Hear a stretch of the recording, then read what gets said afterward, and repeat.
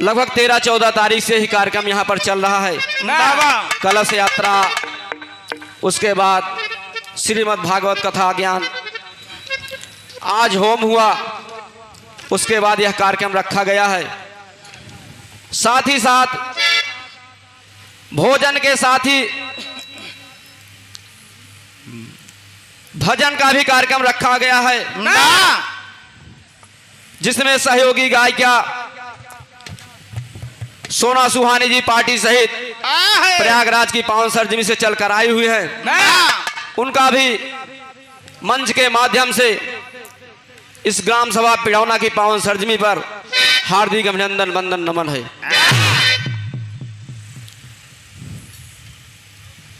साथियों, जैसा कि कहा गया, हमारी भारतीय संस्कृति है कि कोई भी शुभ कार्य शुरू करने से पहले लोग अपने इष्ट देवी देवताओं का सुमिरन वंदन किया करते हैं। जैसे कि कहा गया है, बल को चाहने वाले बाबा बजरंगबली की पूजा वंदना किया करते हैं।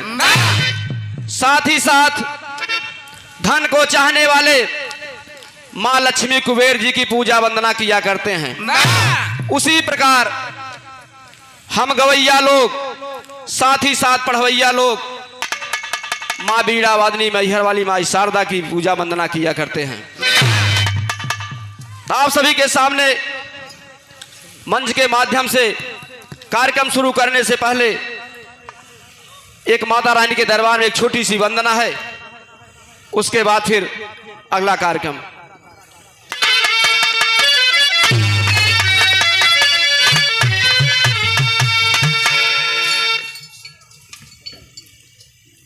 मास्टर बजाए क्या हो?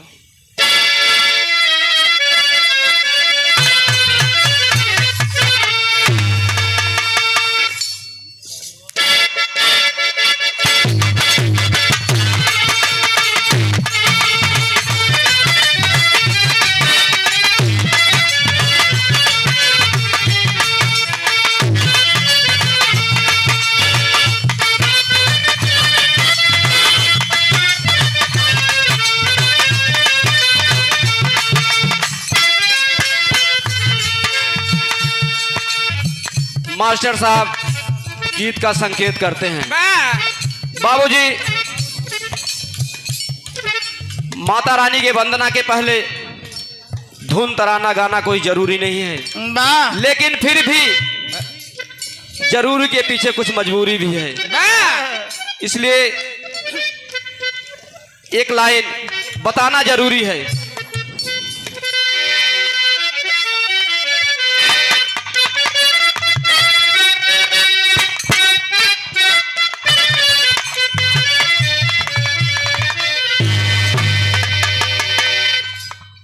कोई प्रेमी अपने प्रेमिका से कहता है, क्या कहता है? मरही के बाटे तक, मरही के बाटे तक मारी दन जान से,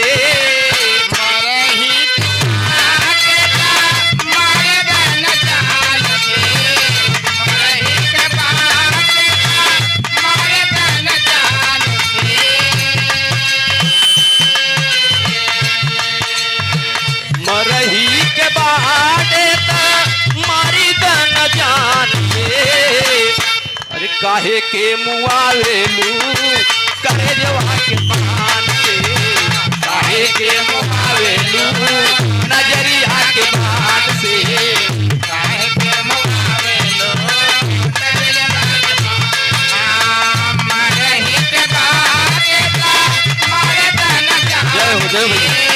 मरही के बाटे तक मारे तन जान से, काहे के मुआवेलू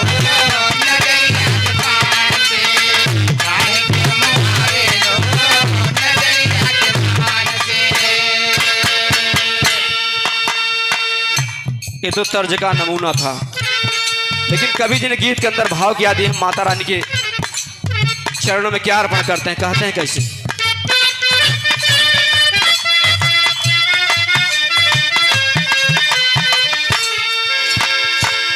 चौखट पे अली मैया हो,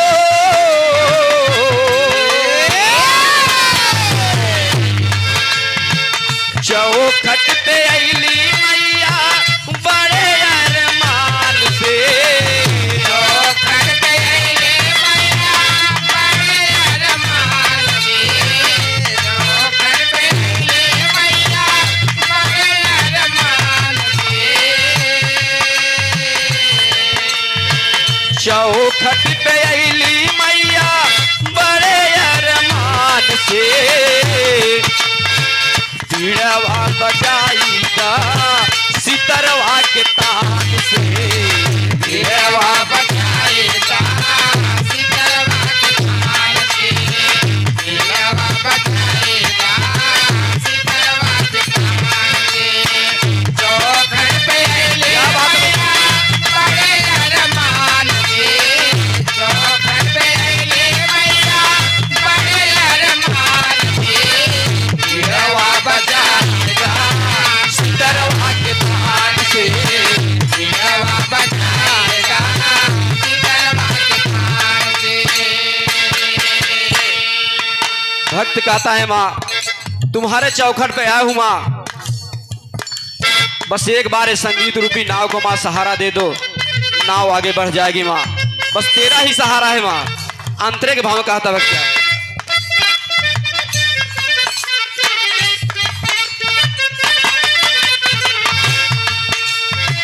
तू ही जग माता बारू महिमायनंद तो हे जग माता बारो महिमानंदा, तो हे जग माता बारो महिमानंदा, तोहरे भरोसे चले पूरा दिग दिगंत तो हरे भरोसे चले पूरा दिल गंगा, तो हरे भरोसे चले पूरा दिल गंगा।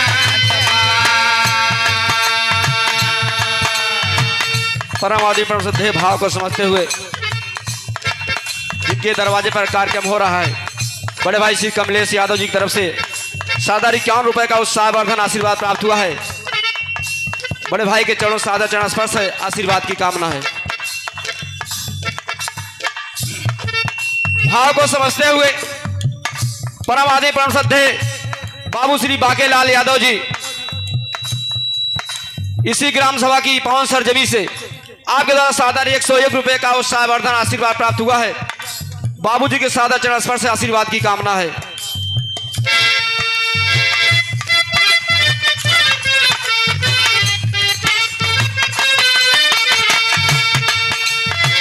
तू जग माता बारू महिमायनंद तो जग माता बारो महिमानंदा, तो जग माता बारो महिमानंदा,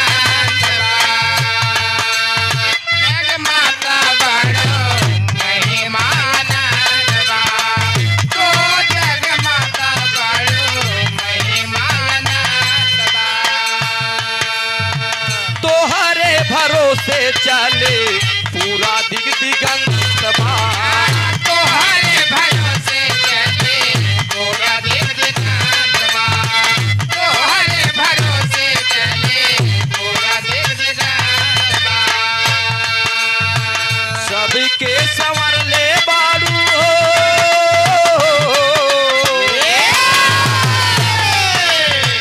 सबके संवर ले बारू अनुपम ज्ञान से सबके संवरले बारो अनुपम ज्ञान से, सबके संवरले बारो अनुपम ज्ञान से,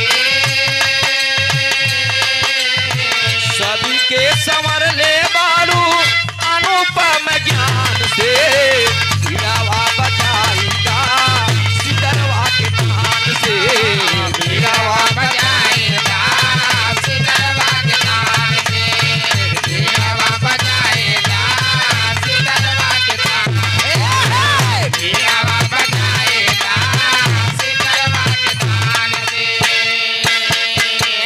भक्त का कहता है माँ तुम्हारी महिमा अपरंपार है माँ, पूरा ये दिग दिगंत तुम्हारे सहारे चल रहा है माँ, ये कुटुंब परिवार सब कुछ तुम्हारे सहारे चल रहा है माँ। अगली पंक्ति फिर क्या कहता है भक्त,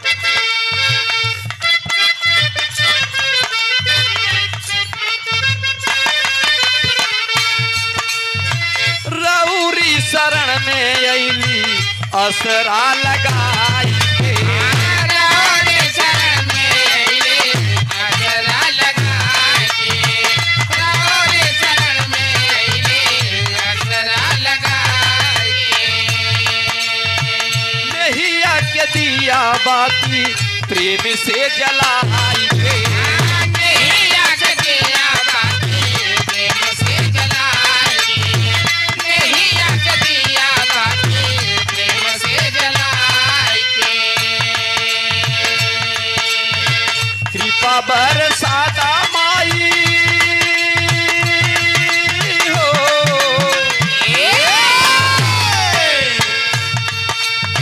कृपा बरसाता माई एक बार ध्यान से। कृपा बरसाता माई एक बार ध्यान से। कृपा बरसाता माई एक बार ध्यान से। कृपा बरसाता माई एक बार ध्यान से, पीड़ावा बजाईता सितरवा के तान से। बीड़ावा बजाएगा सितरवा के तान से। बीड़ावा बजाएगा सितरवा के तान से। बीड़ावा बजाएगा सितरवा के तान से। भक्त कहता है माँ एक बार बस कृपा बरसा दो माँ, अपना बीड़ा बजा दो माँ, बस हमारी संगीत रूपी नाव माँ भाव से पार हो जाएगी। ज्यादा समय को न बढ़ाते हुए ये वंदना है कभी बंद नहीं होगी। माँ की वंदना जितना ही करो उतना ही कम है। लास्ट पंक्ति में भक्त अपने गुरु घराने के परिचय के साथ कहता है कि मैं किस फुलवारी का एक फूल हूं माँ, क्या बताता है।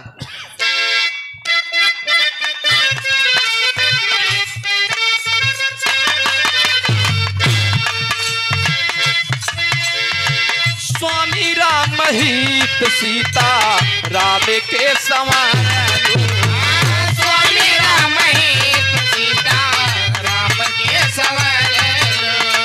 स्वामी राम हित सीता राम के संवारो।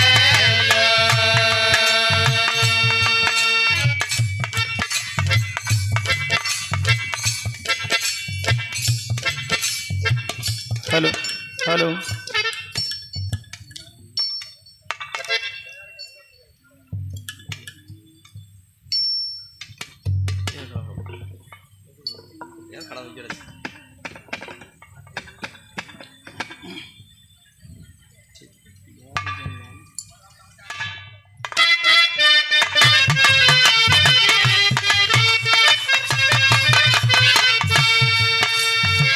स्वामी सीताराम हित के माई तू संवार लो। स्वामी राम हित सीता राम के संवारो। स्वामी राम हित सीता राम के संवारो। दिनेश के कलमिया से मधु टपका लो। दिनेश के कलमिया से मधु टपकावलो। दिनेश के कलमिया से मधु टपकावलो। अवधेश माड़ी बिनती करे,